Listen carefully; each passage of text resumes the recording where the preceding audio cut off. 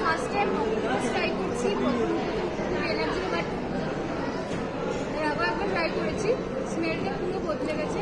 খুব খাওয়ার পর একদমই অক্টোপাসের সম্বন্ধে যেই ধারণাটা মাথায় ছিল সেটা একদম নেই। খুব দারুণ এনারা বানিয়েছে, কারণ এইসব জিনিসগুলো মেকিংয়ের ওপর ডিপেন্ড করে যে এরকম হবে।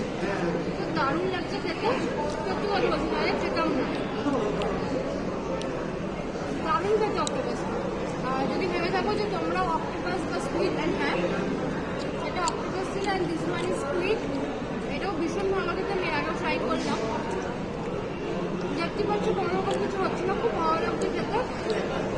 সত্যি দারুণ সুন্দর করতে হয়েছে, খুব ভালো লাগছে। একদম সেই রস স্মেল যেটা ভালো লাগে না সেটা একদমই নেই রান্না করার পর। আর তোমরা যদি এরকম